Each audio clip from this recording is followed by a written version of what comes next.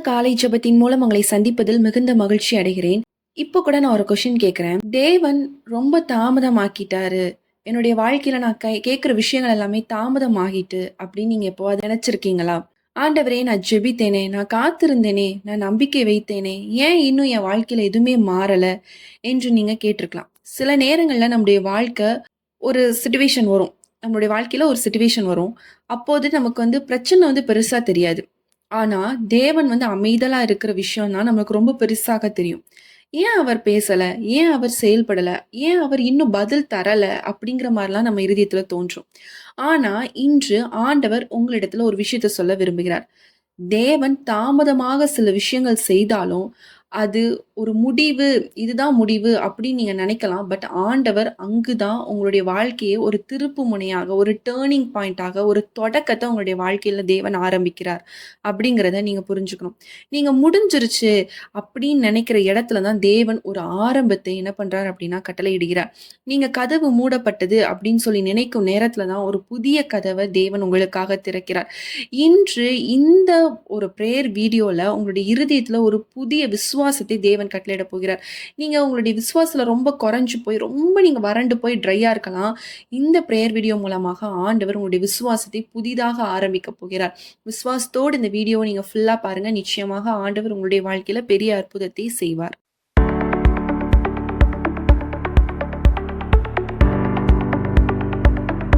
இப்போ கூட நம்ம வேதத்துல நம்ம ஒரு வசனம் பார்க்கலாம். ஒருத்தர குறிச்சு தான் நம்ம இன்னைக்கு டீட்டெயிலா பார்க்க போறோம். அவர் யாருன்னு பார்க்குறீங்களா? மார்க் 5ஆம் அதிகாரத்துல அவங்கள பத்தி சொல்லப்பட்டிருக்கு. யாவீரு அப்படிங்கிற ஒரு மனிதனை பத்தி. அவர் எப்படிப்பட்டவரா? ஒரு சாதாரண மனுஷன் கிடையாது. அவர் ஜெப ஆலய தலைவர்ல ஒருத்தரா அவர் இருக்கிறாரு.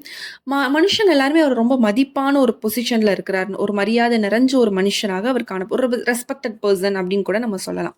ஆனா அவருடைய வாழ்க்கையில ஒரு பிரச்சனை வருது. அவருடைய மகள் ரொம்ப நோய்வாய்ப்படுறத பார்க்குறோம். அப்ப அவர் என்ன செய்யலாம் அப்படின்னு யோசிச்சுட்டு இருக்கும்போது, பணம் இருந்தும் எதுவுமே உதவல. மரியாதை இருந்தும் உதவல. பதவி இருந்தும் உதவல.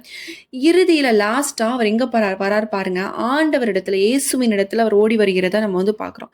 சில நேரங்கள்ல தேவன் நம்ம மனிதர்கள் மேல் இருந்த நம்பிக்கையிலிருந்து அவர் மேல நம்ம நம்பிக்கை கொண்டு வருவதற்காக சில சூழ்நிலைகள் என்ன பண்றார் அப்படின்னு பார்த்தீங்கன்னா, ஆண்டவர் அனுமதிக்கிறார். இயேசு கூப்பிடுறதுக்காக அவர் என்ன பண்றாரு அப்படின்னா வராரு. அப்ப இயேசு அவரோட செல்ல ஆரம்பிக்க டைம்ல என்ன ஆகுது அப்படின்னா, ஒரு நம்பிக்கை வந்திருக்கும்.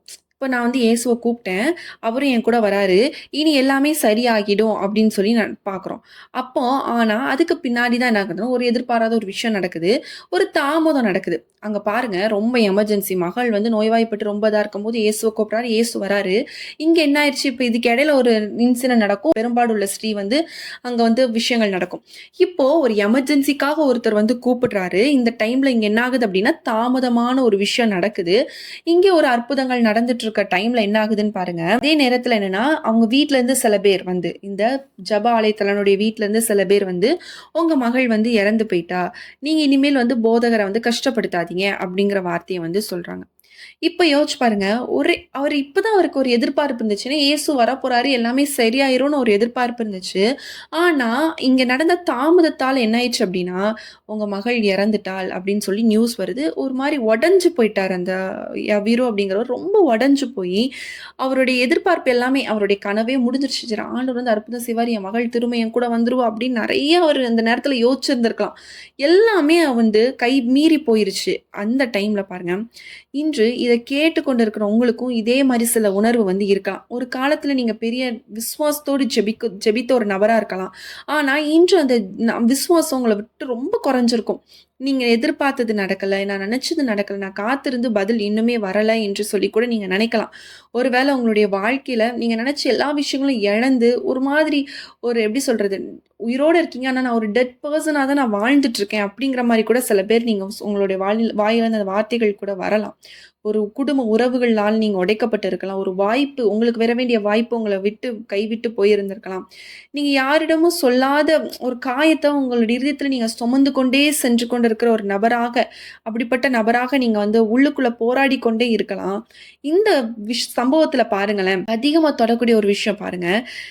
மக்கள் வந்து சொல்றாங்க, "இனிமேல் நீங்க என்ன பண்ணாதீங்க, போதகர தொந்தரவு செய்யாதீங்க. ஏன்னா மகள் இறந்துட்டா. அதனால இனிமேல் நீங்க இயேசுவ டிஸ்டர்ப் பண்ணாதீங்க" அப்படின்னு மக்கள் சொல்றாங்க. ஆனா, இயேசு என்ன சொல்றாரு பாருங்களேன். அதுக்கு ரிப்ளேவா ஆண்டவர் என்ன சொல்றாருன்னு பாருங்க. "பயப்படாதே, விசுவாசம் உள்ளவனாய் இரு" அப்படின்னு சொல்றார். இதுதான் தேவன் உங்களிடத்துல சொல்ற வார்த்தை. நீங்க உங்களுடைய பார்வையிலும் சரி, மனுஷங்களோட பார்வையிலும் சரி, இப்போ எவிரோட லைஃப்ல பாருங்க, அவங்க பொண்ணு இறந்துட்டா, நீங்க இனிமேல் போதகரை டிஸ்டர்ப் பண்ணாதீங்க. சுத்தி இருக்கிறவங்களும் சொல்றாங்க. எப்படி முடிஞ்சிருச்சு அவ்வளதான். முடிஞ்சிருச்சு உன்னோட வாசல் என்ன பட்டுருச்சு, அடைக்கப்பட்டுருச்சு, முடிஞ்சிருச்சு அப்படின்ட்டு பார்க்குற மனுஷங்க, உன்னோட வாழ்க்கை இவ்வளோதான் அப்படின்னு சொன்னாலும், இயேசு சுவாமி என்ன சொல்றாரு பாருங்க, பயப்படாதே விசுவாசம் உள்ளவனாயிரு. அங்க முடிஞ்சிருச்சுன்னு அவங்க ம ம எல்லாரும் ஃபுல் ஸ்டாப் வைக்கிறாங்கங்க. அதுதான் இங்க நோட் பண்ணுங்க. ஃபுல் ஸ்டாப் வைக்கிறாங்க. பட் என் தேவன் என்ன பண்றாரு? கம்மா போடுறாரு. விசுவாசம் உள்ளவனாய் நீ இரு. இன்னும் அற்புதம் நடக்கும். நீ விசுவாசம் உள்ளவனாய் இரு அப்படின்னு சொல்லி, ஆண்டவர் வந்து அங்க சொல்ற ஒரு விஷயத்த நம்ம வந்து இங்க வந்து பார்க்குறோம். இப்ப பாருங்க, இயேசு வந்து வீட்டுக்குள்ள போறாரு. அங்க அழுக சத்தம் தான் இருக்கு. அங்க நம்பிக்கையே இல்ல. எல்லாமே முடிஞ்சிருச்சு. ஏன்னா, ஒரு அழுக ஒரு என்ன சொல்றது? ஒரு இழப்பின் மத்தியில இருக்கிறாங்க. அந்த ஒரு இடத்துல ஆண்டவர் வந்து போறாரு. ஆண்டவர் வந்து என்ன பண்றாரு? ஒரே ஒரு வார்த்த தான் சொல்றாரு. "சிறு பெண்ணே எழுந்திரு." இந்த ஒரே ஒரு வார்த்த தான் என்ன பண்றாரு? ஆண்டவர் சொல்றாரு. ஏசுசாமி சொல்றாரு. திரும்ப உயிர் வருது. திரும்ப அந்த அழுகை என்ன பண்ணுது? சந்தோஷமா மாறுது பாருங்க. துக்கம் சாட்சியாக மாறுது. முடிவு என்ன ஆகுது? புதிய ஆரம்பமாக மாறுகிறது. இன்று ஒரே ஒரு வார்த்த தான் உங்க வாழ்க்கைய மாற்றப் போகுது. ஒரு வார்த்தை போதுங்க. இன்றைக்கு அவரோட அந்த அப்பா அப்படிங்கிற ஒரு ஸ்தானத்துல யோசிச்சு பாருங்க. வாழ்க்கையே முடிஞ்சிருச்சு. இனிமேல் போதகர டிஸ்டர்ப் பண்ணாதீங்க மக்கள் சொல்றாங்க. அவர் திரும்பி போற ஒரு சூழ்நிலை இருக்கலாம். அப்பதான் ஆண்டவர் சொல்றாரு, "பயப்படாதே விசுவாசம் உள்ளவனாயிரு." இன்னும் நான் உன் வாழ்க்கையில அற்புதம் செய்வேன்ப்பா. மக்கள் முடிஞ்சிருச்சுன்னு சொல்லட்டும். ஆனாலும் நான் இன்னும் அற்புதம் செய்வேன் உன் வாழ்க்கையில. அப்படின்னு ஆண்டவர் அவர் என்ன பண்றாரு? விசுவாசத்த ஊக்கப்படுத்துறாரு. ஒரு புதிய விசுவாசம் அவருக்குள்ள வருது. அவங்க வீட்டுக்கு போறாங்க. வீட்டுக்கு போய் எழுந்திருங்கிற ஒரே வார்த்தை தான் சொன்னாரு. மீண்டும் அந்த ஜீவன் வருது.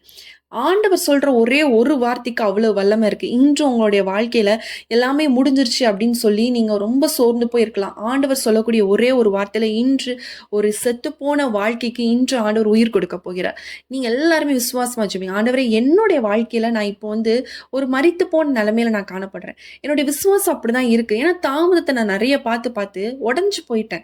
எனக்கு இன்னும் என்னோட லைஃப் வந்து ரெக்கவர் ஆகுமான்னு எனக்கு தெரியல அப்படின்னு சொல்லி நீங்க புலம்பிட்டு இருக்கலாம். ஆண்டவர் இன்று ஒரு வார்த்தை உங்கள பார்த்து, உங்க குடும்பத்த பார்த்து சொல்லக்கூடிய அந்த ஒரு வார்த்தை, மீண்டும் ஜீவன கொடுக்க போகுது. மீண்டும் நீங்க கனி கொடுக்க போறீங்க.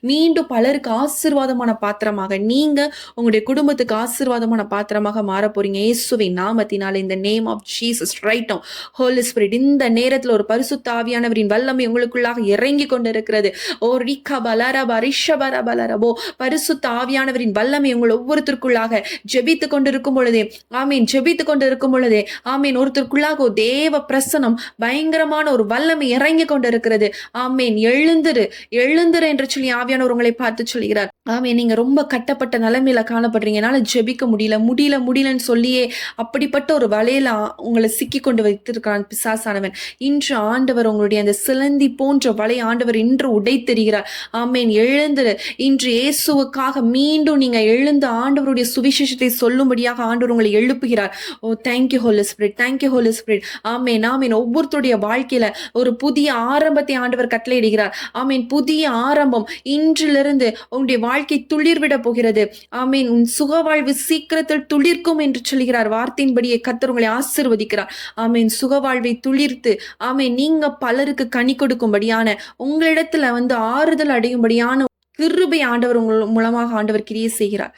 தேங்க்யூ லார்ட் ஆமேன் ராஜா. அப்ப ஆண்டவர் இந்த நாள்ல முடிந்தது என்று சொல்லி ஆண்டவர் எங்களை சுற்றி இருக்கவங்க நினைக்கலாம், இவன் இப்படிதான் இவன் இதுக்கு மேல வளரமாட்டான்னு சொல்லி நினைக்கலாம். ஆனால் என் தேவன் திரும்பவும் எங்களை உயிர்ப்பிப்பீர் ராஜா.